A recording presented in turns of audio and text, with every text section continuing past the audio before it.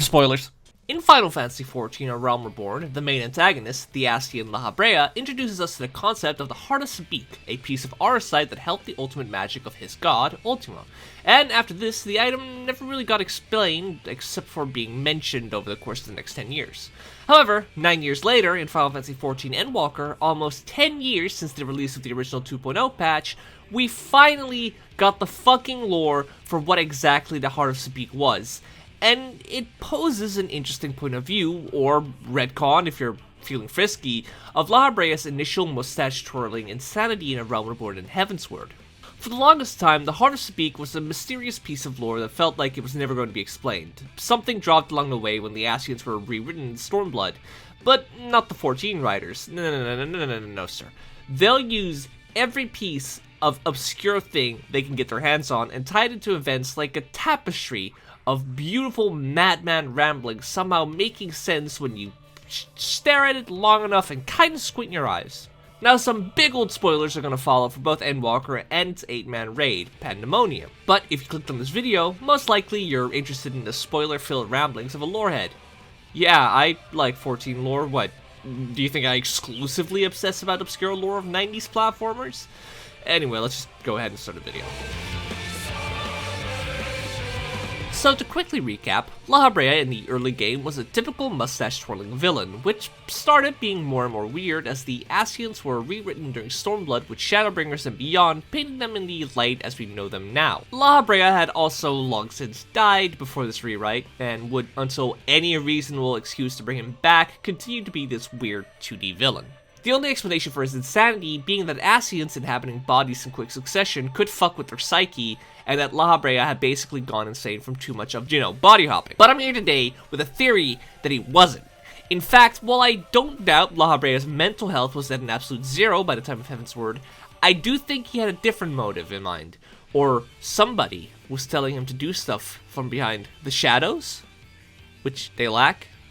Wait, hold up. In the 8-man raid story, Pandemonium, the Warrior of Light travels back in time to help the Ancients with the strange happenings in the research facility Pandemonium, a giant research center where all of the Ancients' most fucked up creations go. Run by the Convocation's own LAHABREA, we are joined by Elidibus, disguising himself as a random inspector by the name of Themis, Erectonius, the son of LAHABREA, and eventually LAHABREA himself, as we uncover why exactly all the researchers in Pandemonium are being corrupted and fucked with from the inside. Eventually, this leads us to Erectonius' mother, and LAHABREA's ex-wife, Athena, the original leader of Pandemonium, and revealed to be a bit of a wacky wahoo lady that LAHABREA brutally murdered and removed the memories of from himself, making him into basically a shell of his former self and a deadbeat daddy. LAHABREA's cast-off memories take the shape of Hephaestus, which are basically LAHABREA's darkest desires and once made manifest in Pandemonium, and after being smacked around by the Warrior of Light is turned back into nothing but a memory crystal. Now, in the most recent content patch, it's revealed that not only did Athena manage to survive all those years, but she's been biding her time right under our noses.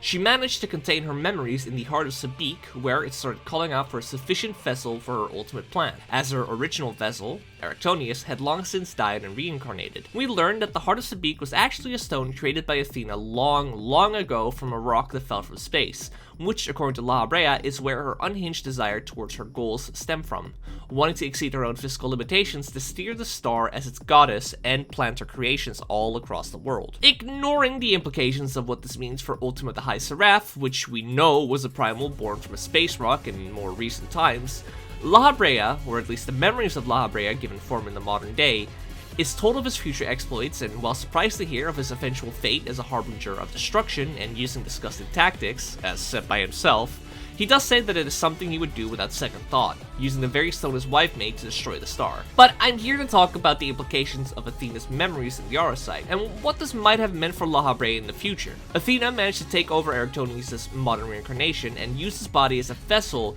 as she would have back in her life. We also learned that ultimately LAHABREA did rejoin the memories he locked away in his memory crystals. Now, let's go back to A Realm Reborn and Heavensward. We're told that the reason why LAHABREA became bumfuck insane was due to a lot of body jumping in a short amount of time. But I kinda wanna add something to that. LAHABREA would have still been fully aware that the Heart of Sabik wasn't related to Zodiark outside of housing the ultimate in astral spells, Ultima.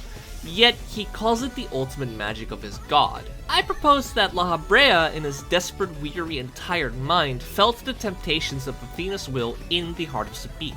The sadness of losing his world, the pain of having to live with the memories of killing his wife and losing his son to the final days. What if ultimately, LAHABREA as we knew him wasn't truly acting in line for Zodiark, but Athena instead? Him finally giving into his true desire of wanting to see Athena's research completed and her theory fulfilled.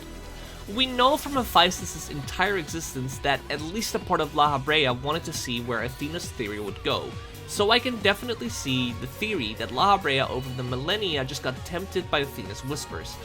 Not quite like tempering, because he was ultimately tempered to Zodiark and acting in his interest, but maybe a case of the devil on his shoulder telling him to do something without realizing what he's doing. In fact, did Athena's theory of creating a god to steer the star and the heart of Sabik ultimately inspire LAHABREA's concept of Zodiark during the final days? And how the hell did Azem actually know that we'd show up to help Elidibus? Ultimately, it's just speculation, and unless 2.x gets a rewrite if they ever decide to redub it, I doubt we'll ever truly understand why exactly LAHABREA is comically different from every other Ascian in the modern day. Or maybe I'm just spouting shit while I'm crying in the corner about no actual relic grind.